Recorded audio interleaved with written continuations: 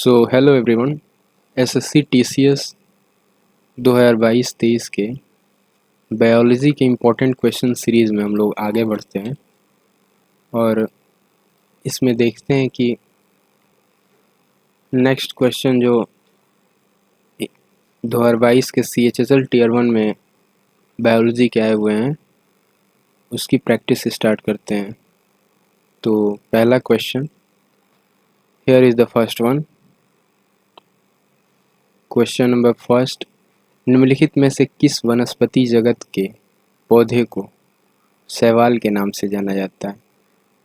तो ये पूछा जा रहा है कि किस वनस्पति जगत के पौधे को शैवाल के नाम से जाना जाता है। तो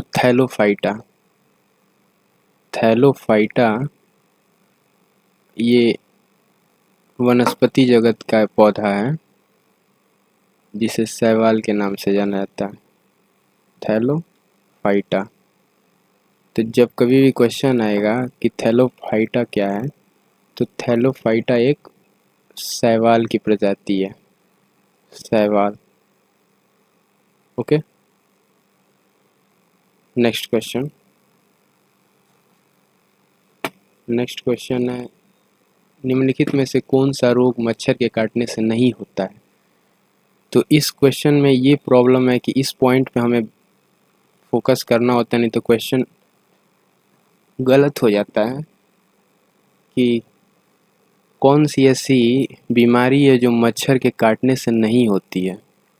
तो हेपेटाइटिस जो होता है वो मच्छर के काटने से नहीं होता है, ये एक वायरस की बीमारी है। हेपेटाइटिस यानी हेपेट,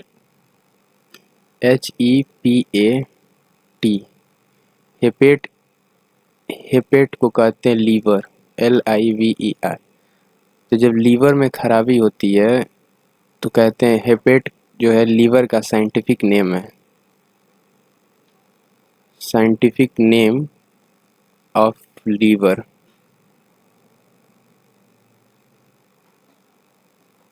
हेपेट कहते हैं। तो हेपेट में लीवर में जो प्रॉब्लम होता है तो हेपेटाइटिस होता है। ठीक है, मलेरिया हो गया, वो मादा एनोफिलीज मच्छर के काटने से होता है।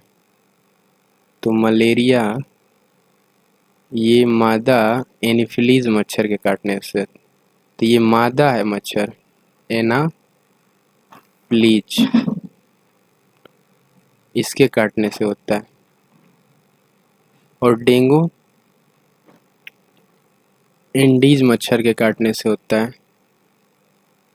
डेंगू एंडीज मच्छर के काटने से होता है।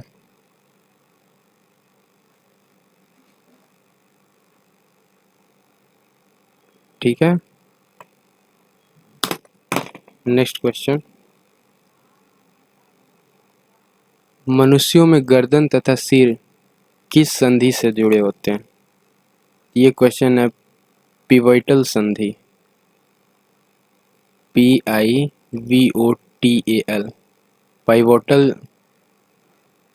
पाइवोटल जॉइंट, जिससे मनुष्य का सिर और गर्दन, ठीक है, ये दोनों जुड़ा रहता है, इसी को पिवोटल जॉइंट कहते हैं। ये निमोनिक्स मैंने बना दिया है याद करने के लिए, this joint is called pivotal joint. ठीक है, क्वेश्चन नंबर 4, ये कह रहा है कि कौन सा युग्म सही है? विटामिन ए पपीते में पाया जाता है, हाँ पाया जाता है। आयरन पालक में पाया जाता है, हाँ पाया जाता है। तो विटामिन ए पपीते में भी पाया जाता है और आयरन पालक में पाया जाता है। आयरन की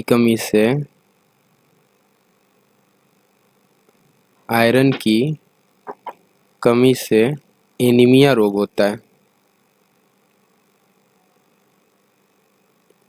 एनीमिया रोग होता है। ये भी क्वेश्चन आता है कि आयरन की कमी से कौन सा रोग होता है? तो एनीमिया।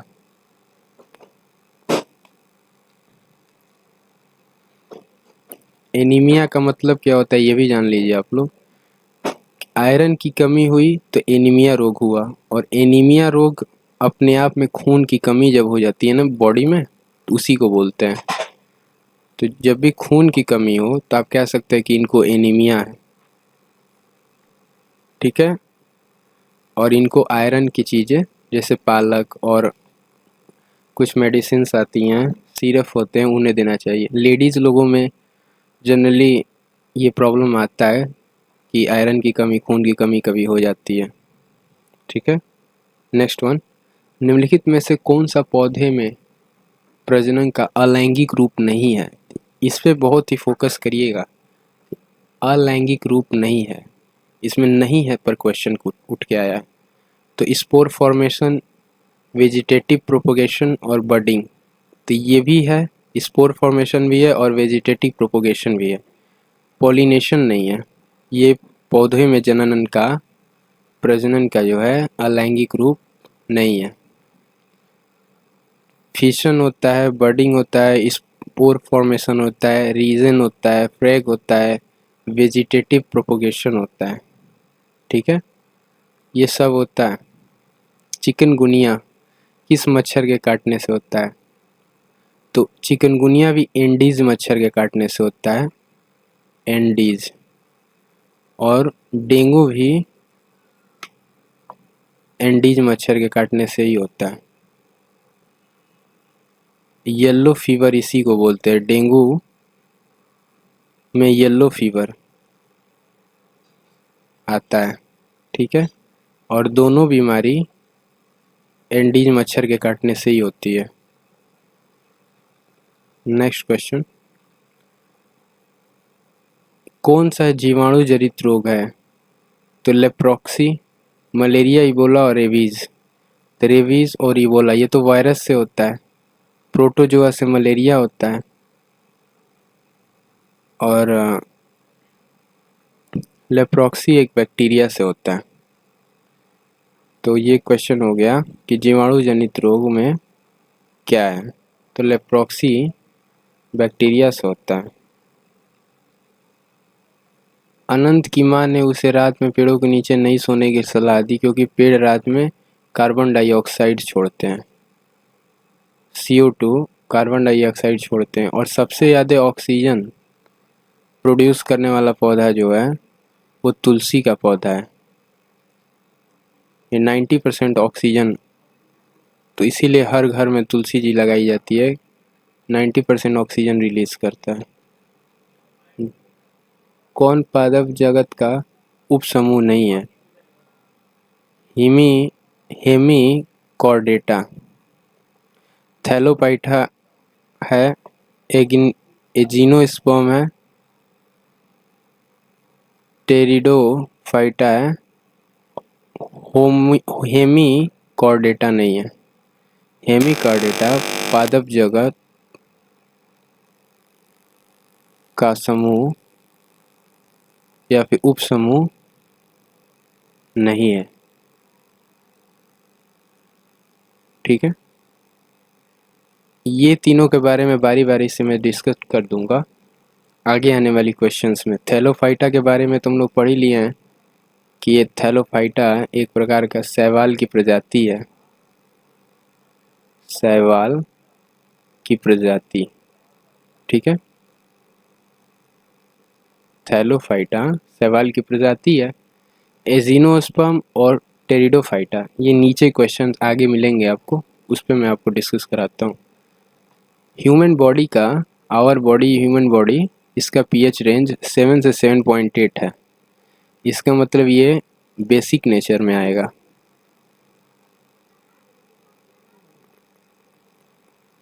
बेसिक नेचर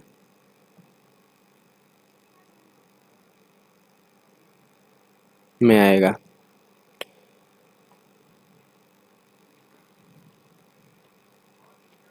हाँ, ये भी एक था कि दांतों का क्षरण जब होने लगता है, हम लोग के दांतों का डीके होने लगता है जब पीएच वैल्यू 5.5 से कम होता है।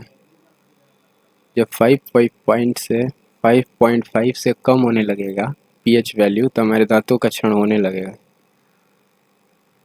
तो अब यहाँ पे मैं रिवाइज करा देता हूँ हम लोगों ने क्या क्या पढ़ा। तो पहले तुम लोगों ने पढ़ा कि थैलोफाइटा ये एक शैवाल की प्रजाति है। जितने भी शैवाल हैं वो सारे थैलोफाइटा संघ से आते हैं। नेक्स्ट क्वेश्चन हम लोगों ने पढ़ा कि हम लोग के दांत जब पीएच वैल्यू दांतों का पीएच जब 5.5 से कम होता है तो उसका क्षरण शुरू हो जाता है, क्षय होने लगता है।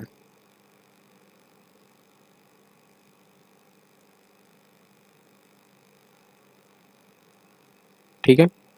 नेक्स्ट क्वेश्चन हम लोगों ने पढ़ा ह्यूमन बॉडी का पीएच वैल्यू, इसी में था कि ह्यूमन का पीएच वैल्यू 7 to 7.8 होता है। ठीक है।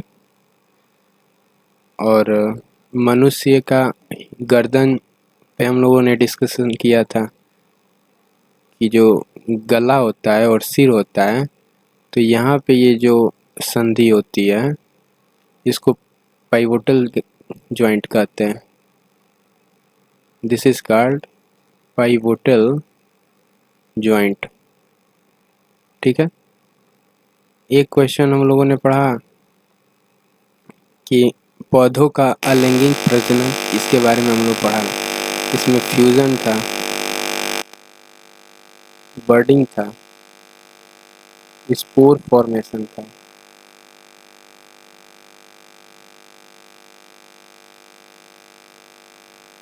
रीजन था।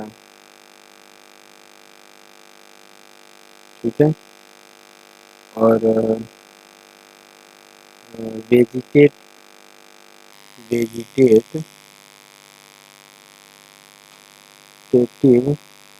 प्रोपोगेशन, ये सब था। ठीक है। अगला क्वेश्चन, अगला हम लोगों ने पढ़ा था कि विटामिन ए किस में पाया जाता है।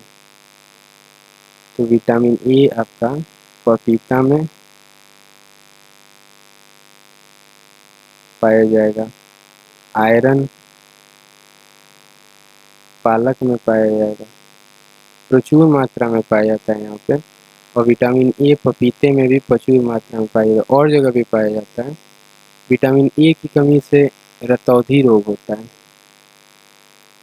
रतौंधी आँखों की बीमारी है ये होती है। अगला, अब आगे बढ़ते हैं। इतना क्वेश्चन हमने डिस्कशन कर लिया। निम्नलिखित में से पशु जगत का संघ कौन सा युग्म सही गलत है। यहाँ पे गलत पूछा, कौन सा सही नहीं है या फिर गलत है। तो ऐसे अब क्वेश्चन आ रहे हैं कि कौन सा सही नहीं है, ठीक है, या फिर गलत है। तो liver fluke, prawns, arthropoda, starfish, echinodermata, sycon porifera. तो प्लांट हेलीमेंथिस ये लीवर फ्लूक का हो जाएगा, निमेटोडा नहीं होगा। तो ये जितने भी जगत हैं इसके डिस्कशन में एक जगह आपको यहाँ पे बता देता हूँ कि किस जगत से क्या होता है। ठीक है। तो लीवर फ्लूक ये प्लेटी हेलमिनथिस का है। प्रॉन्स आर्थ्रोपोडा जगत का है। इधर मैंने लिखा है जगत। ठीक है। ये सब जगत में आ जाएंगे।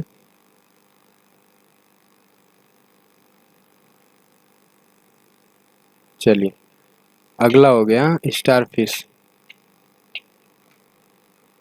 स्टारफिश ये इकिनोडर्मेटा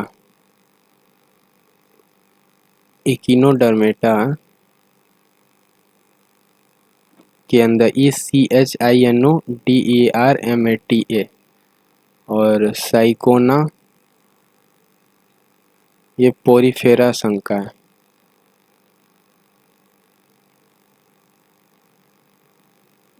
ठीक है, संघ या जगत एक ही मीनिंग हो गया। अगला क्वेश्चन, पाइरूवेट ऑक्सीजन की अनुपस्थिति में लैक्टिक अम्ल और ऊर्जा में बदल जाता है। जब भी हमारी बॉडी में ऑक्सीजन की अनुपस्थिति में, जिसे अनाक्सी श्वसन कहते हैं, जब अनाक्सी श्वसन, तो जब अनाक्सी श्वसन जब ऑक्सीजन की अनुपस्थिति होती है तो ह्यूमन बॉडी कार्बन डाइऑक्साइड से ऑक्सीजन लेता है, जिसमें कम मात्रा में आपको ऑक्सीजन मिलता है और लैक्टिक अम्ल जनरेट होता है ह्यूमन बॉडी के अंदर। तो ये पाइरूवेट ऑक्सीजन की अनुपस्थिति में लैक्टिक अम्ल में ऊर्जा में बदल जाता है, पाइरूवेट। तो पाइरूवेट क्या होता है, ये ऑक्सीजन की अनुपस्थिति में लैक्टिक अम्ल में और ऊर्जा में बदलता है। ये ह्यूमन मसल सेल है। पाइरूवेट क्या है, एक ह्यूमन मसल सेल है। हमारे सेल में ही ऑक्सीजन की प्रेजेंस के ब्रेक होते हैं, सेल में ऑक्सीजन आता है और सेल में जो उपस्थित ग्लूकोज है C6H12O6 ये ब्रेक होकर और energy plus carbon dioxide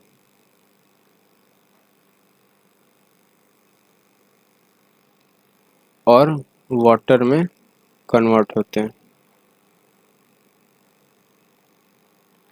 WHO के अनुसार किसी व्यक्ति का BMI 18.5 से कम है तो उसे मतलब किस रूप में, अंडरवेट के रूप में वर्गीकृत किया गया है। तो जिस भी व्यक्ति का BMI 18.5 से कम होगा उसे अंडरवेट में काउंट किया जाएगा अकॉर्डिंग टू WHO के अनुसार। Which of the following pairs of disease duration is correct? निम्नलिखित में से कौन रोग अवधि का कौन सा युग्म सही है? करेक्ट क्वेश्चन पर बताना है आपको।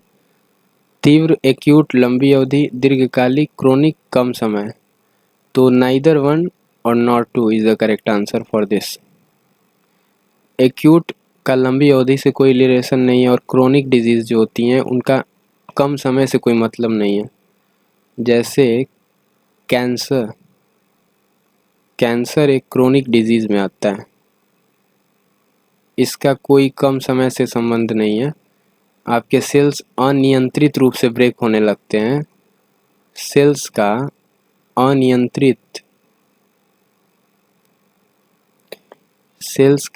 अनियंत्रित रूप से ब्रेकिंग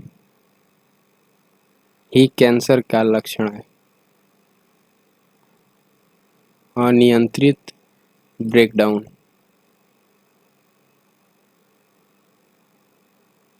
कैंसर में यही होता है। ठीक है, आगे बढ़ते हैं। मनुष्यों में स्टार्च जैसे कार्बोहाइड्रेट का पाचन निम्नलिखित में से किस रूप में होता है? Buccal cavity. स्टार्च का पाचन जो मनुष्य में होता है वो लार जो है, लार स्टार्च का पाचन करती है।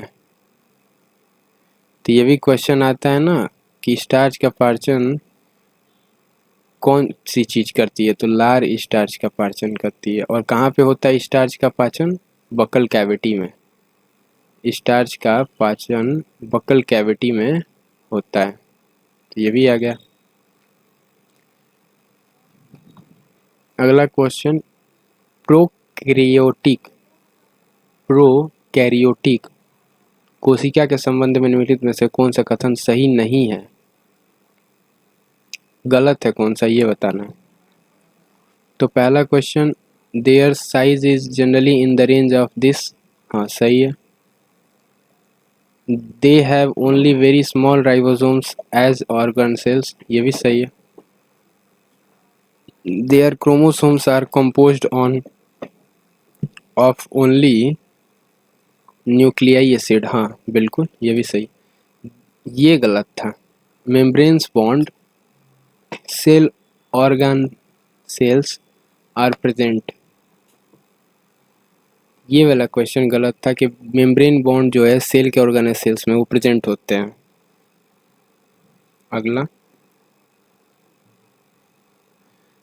अगला क्वेश्चन एनिलीडा का उदाहरण पूछ रहा है। अर्थवर्म जो है एनिलीडा का उदाहरण है।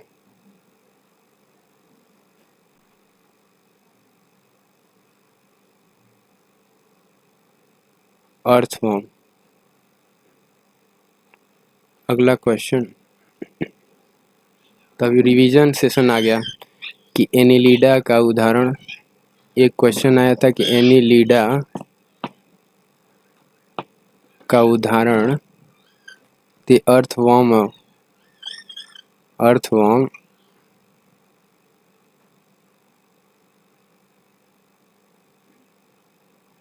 एनिलीडा का उदाहरण है। एक क्वेश्चन आया था कि लार जो स्टार्च का पाचन करता है,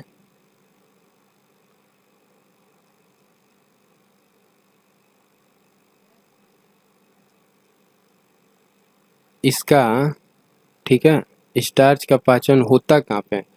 तो स्टार्च का पाचन होता है बकल कैविटी में।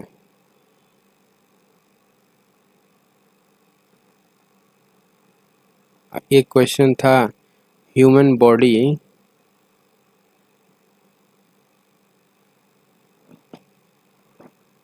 का पीएच वैल्यू से, ये शायद मैंने करा दिया था, ह्यूमन बॉडी के पीएच वैल्यू के बारे में जिक्र हो गई थी, ठीक है ये रहने देते हैं। एक क्वेश्चन था कि बीएमआई, ह्यूमन बॉडी का ही बीएमआई WHO के अनुसार अगर जिस किसी व्यक्ति का बीएमआई नंबर 18.5 से कम है तो उसे अंडर वेट काउंट किया जाता है।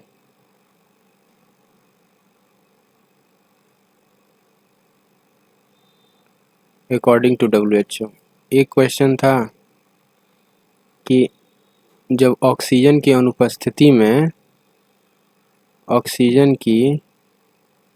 अनुपस्थिति जो भी श्वसन होता है जिसे अनाक्सी श्वसन कहते हैं,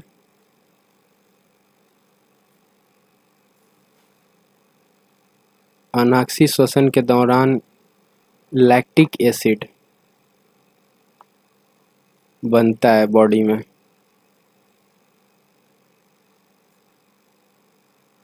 बॉडी में लैक्टिक एसिड बनती है और दूसरी चीज पाइरूवेट सेल में ये प्रोसेस होता है। तो यहाँ से दो चीज़ें निकल गई कि एक तो लैक्टिक एसिड बन रही है, एक पाइरूवेट सेल में बन रहा है। अगला क्वेश्चन कि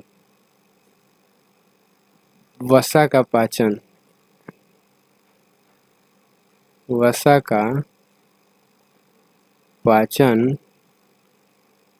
तो लाइपेज,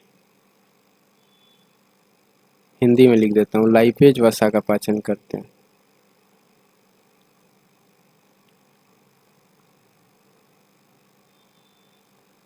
लाइपेज वसा के पाचन करता है,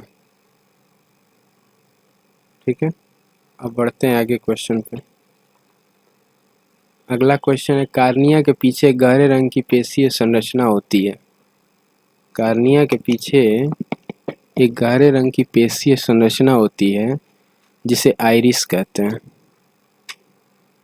क्या होती है? कार्निया के पीछे होती है आइरिस। और एक गहरे रंग की पेशीय संरचना है, पेशियों से मिलकर बनी है, मसल से बनी है आइरिस। आइरिस।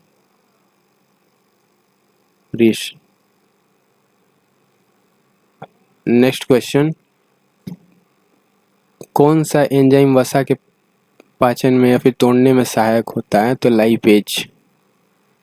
ये मैंने लग रहा है आगे करा दिया है। लाइपेज ये वसा के पाचन में सहायक होता है। अगला क्वेश्चन, उन पौधों निम्नलिखित में से किस सेल में उन पौधों, जानवरों और अन्य सूक्ष्म जीवों के जीवाश्म भी हो सकते हैं जो कभी उन पर रहते थे? Sedimentary rocks.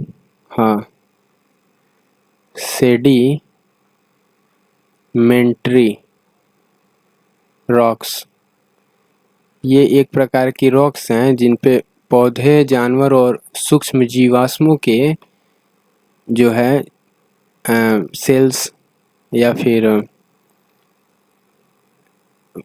पार्टिकल्स रहते हैं, जीवित रहते हैं, उन पर आधारित हैं। ठीक है, सेडिमेंट्री रॉक्स, ये याद रखिएगा। नेक्स्ट वन, ब्रायोफाइटा एक सामान्य प्रकार का मर्चेंटिया है। ब्रायोफाइटा का एक सामान्य प्रकार है मर्चेंटिया।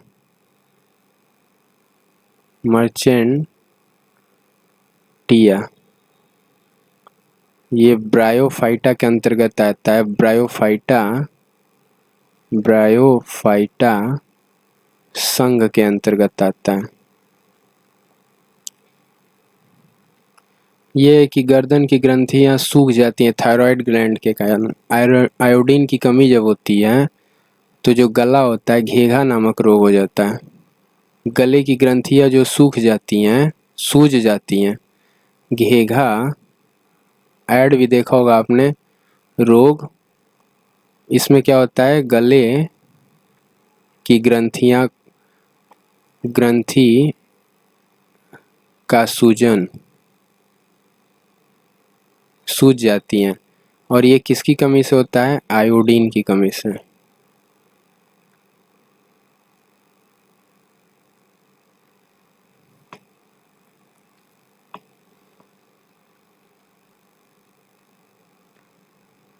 अगला क्वेश्चन है, श्वसन के संबंध में निम्नलिखित में से कौन सा कथन सही है?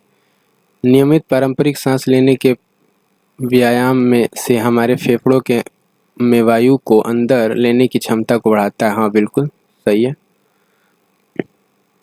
कपालभाति प्राणायाम लोग इसीलिए कहते हैं ताकि उनके फेफड़े साफ रहें। जो भी कहीं कोई सेल जो कि नष्ट हो रहा है, वो ऑक्सीजन प्रॉपर वहाँ पे जाए और वो ग्रो करे। सेकेंड वन इज, अंतः श्वसन के दौरान पसलियाँ ऊपर और बाहर की ओर गति करती हैं और डायाफ्राम जो है नीचे की ओर गति करता है। हाँ, ये भी सही है। तो डायाफ्राम जो है ना, वो ये एक यहाँ से क्वेश्चन बन के आता है कि डायाफ्राम जो है वो फेफड़े का इकाई है, यूनिट है। फेफड़े की यूनिट को डायाफ्राम कहते हैं। तो ये भी एक क्वेश्चन बन के आता है एग्जाम में कि फेफड़े की यूनिट को क्या बोलते हैं? डायाफ्राम। और लीवर के यूनिट को क्या बोलते हैं?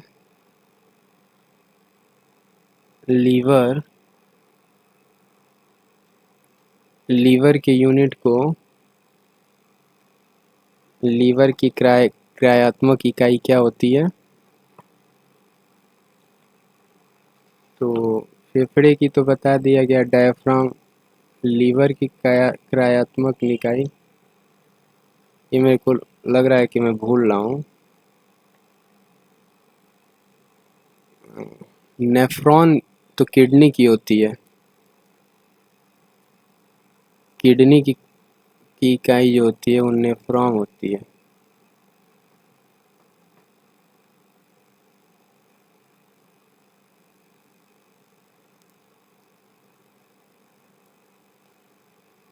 नेफ्रॉन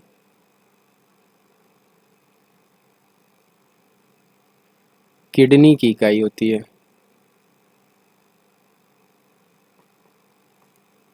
यूनिट या फिर इकाई, उसी तरह जिस तरह की फेफड़े की इकाई होती है डायाफ्राम। और न्यूरॉन्स जो होते हैं, न्यूरॉन्स ये मस्तिष्क मस्तिष्क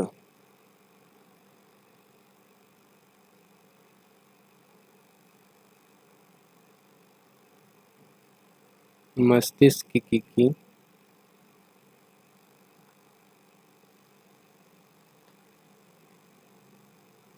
इकाई होती है। मस्तिष्क की, ठीक है, न्यूरॉन्स। आगे बढ़ते हैं। राहुल बेरी बेरी से पीड़ित है तो उसे B1 जिसे थायमीन कहते हैं, इसकी वजह से बेरी बेरी रोग होता है थायमीन B1 की कमी से। पेशीय ऊतक 3 प्रकार की होती है, निम्नलिखित में से एक उनमें से एक नहीं है। तो स्केल्टन हाँ है, कार्डियक है, स्मूथ है, ये सिस्मोइड्स नहीं है, ये गलत। पेशीय ऊतक 3 प्रकार के होते हैं, स्केल्टन, कार्डियक और स्मूथ। तो तीनों याद रखिएगा। एक बार मैं इसे अगेन आपको एक्सप्लेन कर देता हूँ। पेशीय ऊतक, ठीक है, ये 3 तरह के होते हैं, स्केल्टन,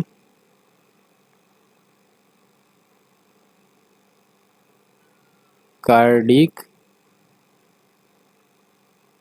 और स्मूथ।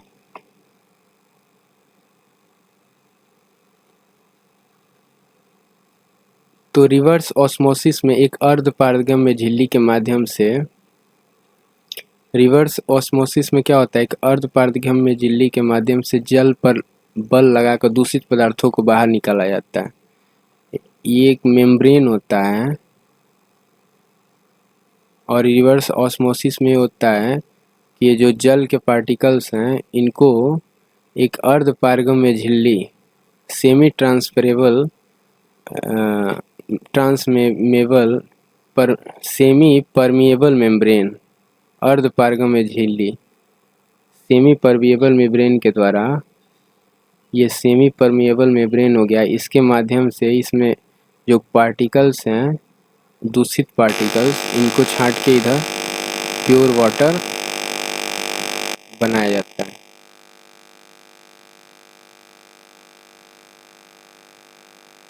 ठीक है, ये रिवर्स ऑस्मोसिस कहते हैं इस प्रोसेस को। The process is called reverse osmosis.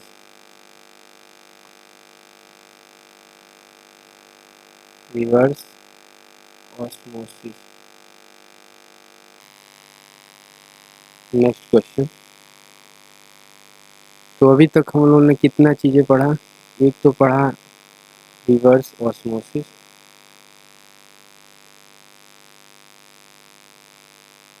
एक ये क्या है, सेमी परमिएबल मेम्ब्रेन,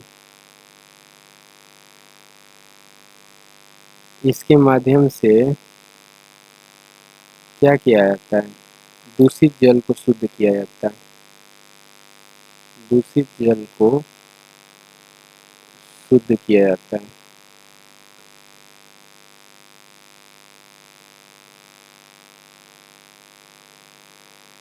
ठीक है, एक क्वेश्चन पढ़ा हम लोगों ने कि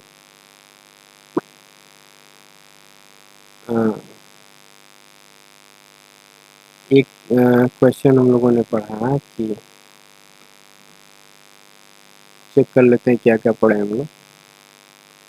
ये वाला तो मुझे समझाना ही था। पेशी ऊतक के 3 टाइप्स, स्केलेटन, कार्डियक और स्मूथ। एक क्वेश्चन ये बेरी की कमी, विटामिन B1 की कमी से हो गया।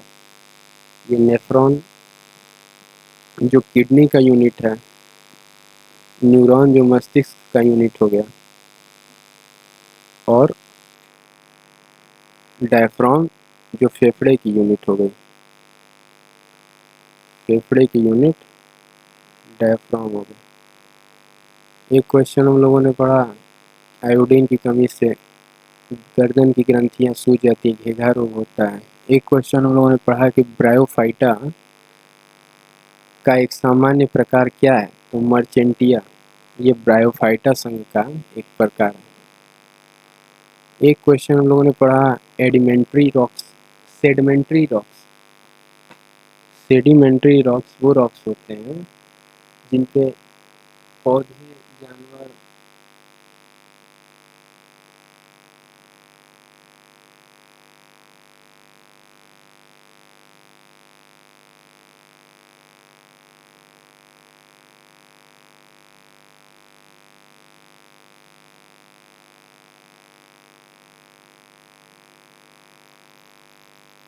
पौधे, जानवर और अन्य सूक्ष्म जीव जंतु होते हैं। नेक्स्ट हो जाएगा किण्वक। जैसे वसा जो है एंजाइम, कौन सा एंजाइम है जो वसा के पाचन में सहायक होता है, तो लाइपेज। और वसा का पाचन कहाँ पे होता है, बकल कैविटी में। लार का पाचन जो होता है ना वो बकल कैविटी में, वसा का तो पाचन लाइपेज के माध्यम से होता है। ठीक है। एक क्वेश्चन आइरिस था कि कार्निया के पीछे गहरे रंग की पेशी संरचना होती है जिसे क्या कहते हैं, आइरिस। ये क्या है, पेशियों से मिलकर बना है, पेशियों से बना है। ठीक है। तो इतने क्वेश्चंस का डिस्कशन हम लोगों ने किया। अब बढ़ते हैं नेक्स्ट अगले क्वेश्चंस पे। अगला क्वेश्चन है,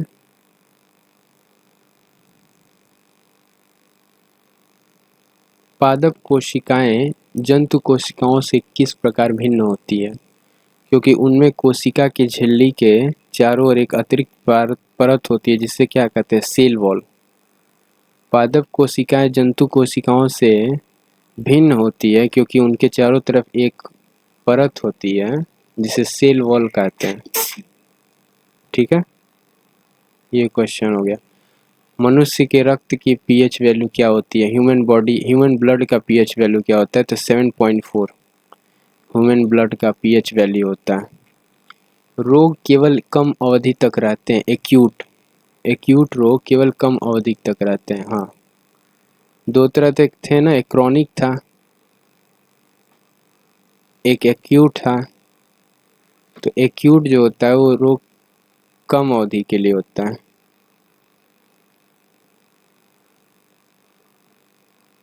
कम अवधि तक रहता है। ये हो गया।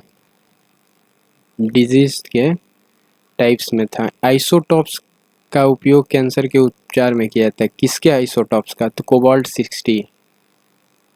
60 का आइसोटॉप का उपयोग किया जाता है कैंसर के उपचार में।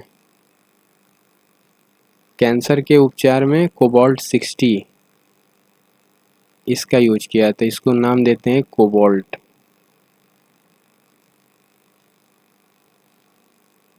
कोबाल्ट 60 का यूज होता है कैंसर के उपचार में। ठीक है, आगे बढ़ते हैं अगले क्वेश्चन पे। जुगाली करते समय पशु जो है वो मवेशी में मौजूदा जीवाणु सेलुलोज के पाचन में मदद करता है, र्यूमेन।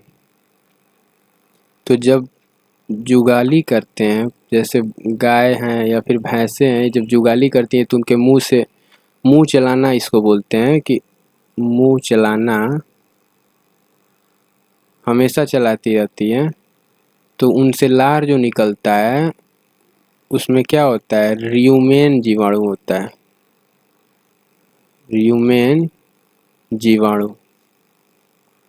और एक और चीज़ ये इस पे क्वेश्चंस आती हैं कि जुगाली के दौरान कौन सी गैस रिलीज होती है, तो मीथेन CH4 गैस निकलती है, रिलीज होती है। ये भी क्वेश्चन बहुत इंपॉर्टेंट है, एग्ज़ाम में आता है, तो ये वाला तो वेरी वेरी इंपॉर्टेंट स्लाइड का क्वेश्चन में आ जाएगा। अगला क्वेश्चन, एक स्थलीय परितंत्र में हरे पौधे अपनी पत्तियों पर पड़ने वाली प्रकाश की, सूर्य के प्रकाश की ऊर्जा का लगभग 1% को सोख लेते हैं और इसे खाद्य ऊर्जा में बदलते हैं। तो 1% ही सोखते हैं, ये 5%, ये 20%, ये 10% और ये 1%।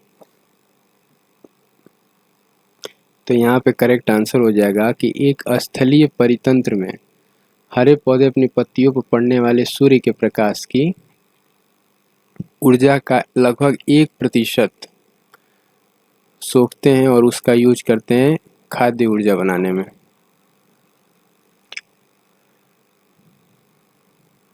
अगला क्वेश्चन है, निम्नलिखित में से कौन एक सपाट अस्थि है? सपाट अस्थि रिप्स, रिप्स को सपाट अस्थि कहते हैं। अस्थि रिप्स जो होती है इसको सपाट अस्थि कहते हैं। अगला क्वेश्चन, वसा में घुलनशील विटामिन, तो C और D ये दोनों वसा में घुलनशील विटामिन है। तो एक विटामिन होता है जो जल में घुलनशील होता है, जल में घुलनशील विटामिन, और एक होता है जो वसा में घुलनशील विटामिन होता है।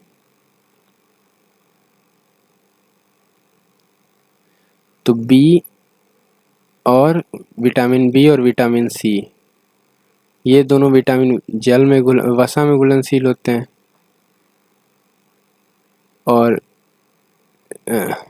ये उल्टा मैंने लिख दिया ना, बी और सी जल में घुलनशील होते हैं, और बाकी जो विटामिन है रेस्ट वन वो वसा में घुलनशील होते हैं। रेस्ट जो विटामिन्स हैं ये वसा में घुलनशील होते हैं,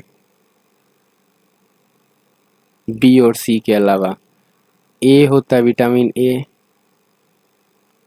फिर बी होता है, फिर सी होता है, फिर डी होता है, एक विटामिन ई होता है और एक विटामिन के होता है। इतने तरह के विटामिन होते हैं जिसमें बी और सी ये दोनों जल में घुलनशील होते हैं और रेस्ट आर वसा में घुलनशील विटामिन। हाइड्रा जंतु जगत के निम्नलिखित में से किस संघ का उदाहरण है? हाइड्रा जंतु जगत के निम्नलिखित में से किस संघ का उदाहरण है? कोइलेंट्रेटा, कोइलेंट्रेटा,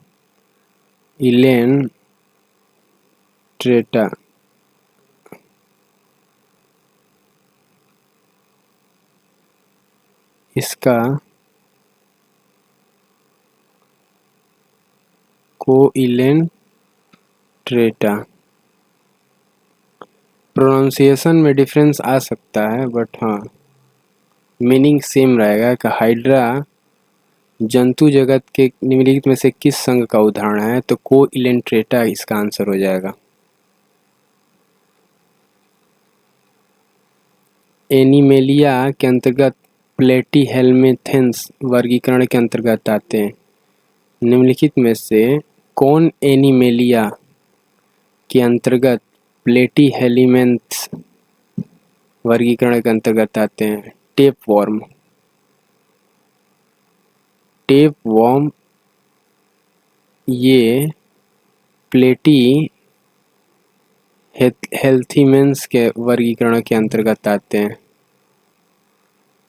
और एनिमेलिया है ये। टेपवर्म क्या है? एनिमेलिया। तो अभी तक हम लोगों ने क्या क्या पढ़ा? टेपवर्म के बारे में पढ़ा। टेपवर्म ये एनीमेलिया के अंतर्गत एनीमेलिया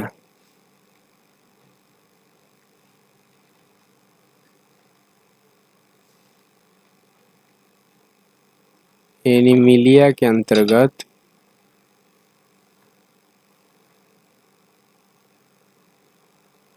आते हैं।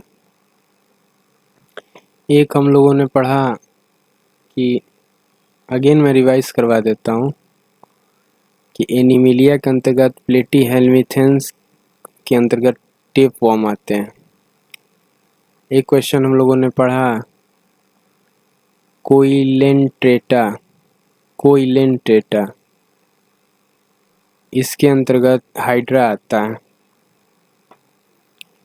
एक आता है जल वसा में घुलनशील विटामिन, तो बी और सी दोनों जल में घुलनशील विटामिन है और बाकी जो विटामिन होते हैं वो वसा में घुलनशील होते हैं।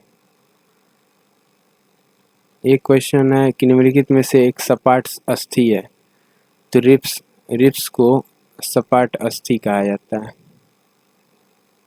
एक क्वेश्चन है कि स्थलीय परितंत्र में हरे पेड़ पौधे अपने पत्तियों पर पड़ने वाले ऊर्जा सूर्य के प्रकाश का लगभग कितना प्रतिशत से फल बनाते हैं या फिर खाद्य ऊर्जा में तब्दील करते हैं, तो 1% इसका आंसर हो जाएगा।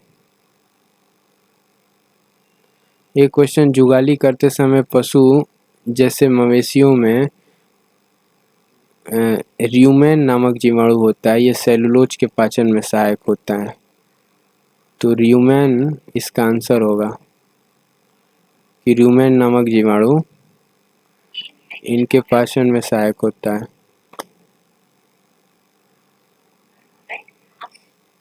एक क्वेश्चन है कि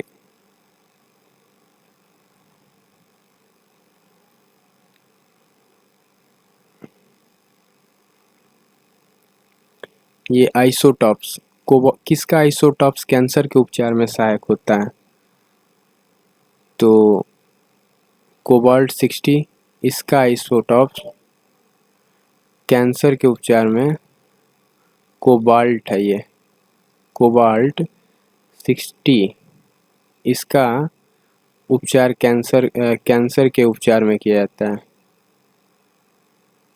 कोबाल्ट। एक क्वेश्चन था कि कम अवधि के लिए जो रोग रहते हैं उसे क्या बोलते थे, एक्यूट जो होता है वो कम अवधि के लिए होता है। ठीक है, मानव रक्त का पीएच वैल्यू पूछा था, 7.4 होता है। एक कोशिका पादप कोशिकाएं और जंतु कोशिकाएं को दोनों को भिन्न करती है, ये सेल वॉल होता है। सेल वॉल पादप कोशिकाओं को जंतु कोशिका से अलग बनाती है। तो ये क्वेश्चन हम उन्होंने पढ़े थे।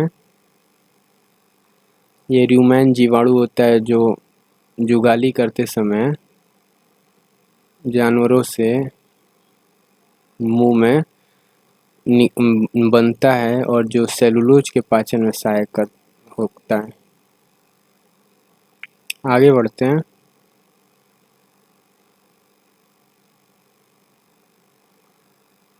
तो ये सारे क्वेश्चंस हो गए। मानव मस्तिष्क का कौन सा भाग सीधी रेखा पे चलने पर, हम लोग सीधे चलते हैं ना, तो कौन सा भाग है जो सीधी रेखा में चलने के लिए उत्तरदायी होता है, सेरिबेलम। सेरिबेलम जो होता है वो सीधी रेखा में चलने के लिए सहायक होता है। अगला क्वेश्चन, यीस्ट में जनन बर्डिंग की प्रक्रिया से होता है, तो बर्डिंग जनन की एक प्रक्रिया है और जिसमें यीस्ट का जनन होता है। यीस्ट में जनन होता है बर्डिंग से।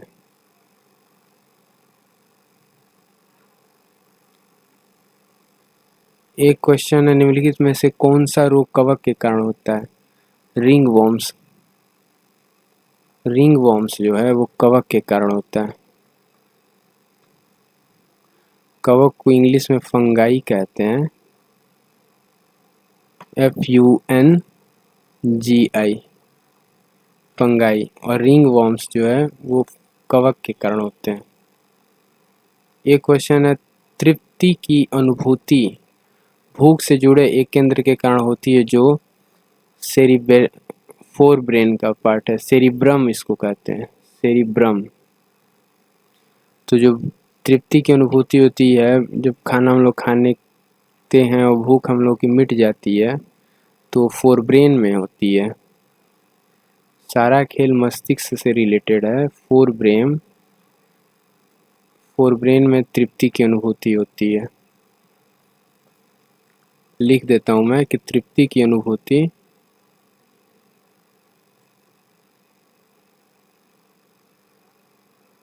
फोर ब्रेन में होती है।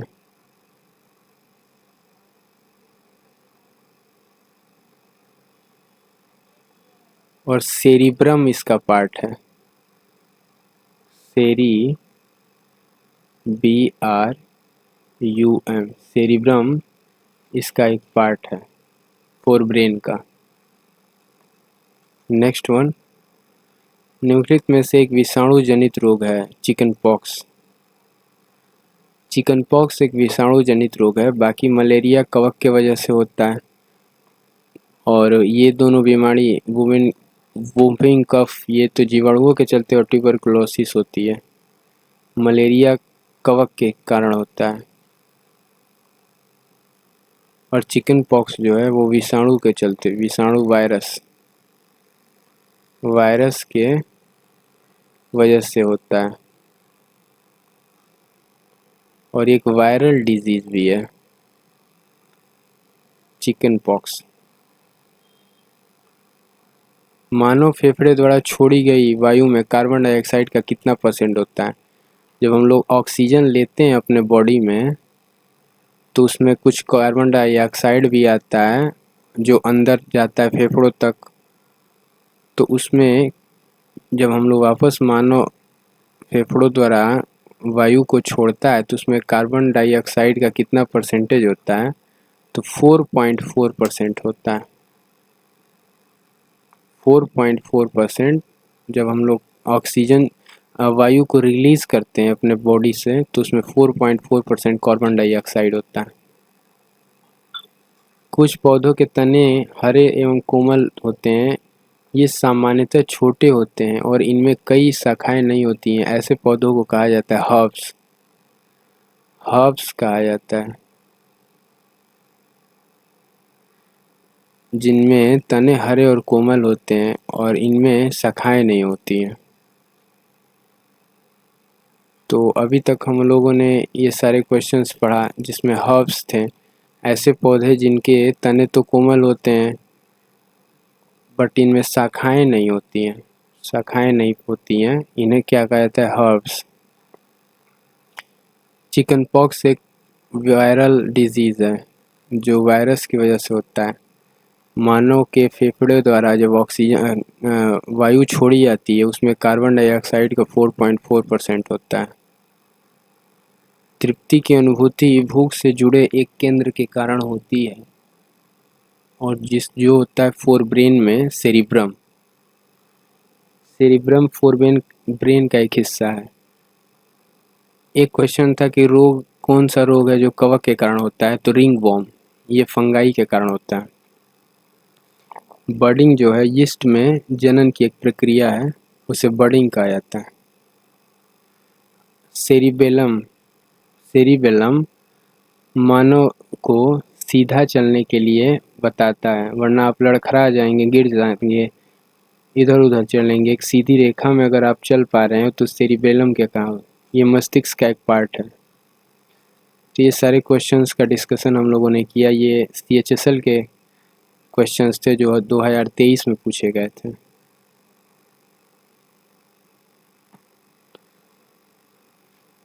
ठीक है, आगे आने वाले सेशंस में मैं और भी इंटरेस्टिंग क्वेश्चंस को सॉल्व कराऊंगा। ये अभी जो रिसेंट में एग्ज़ाम हुआ था CHSL का, उसका क्वेश्चन है। ठीक है, चलते हैं। Thank you.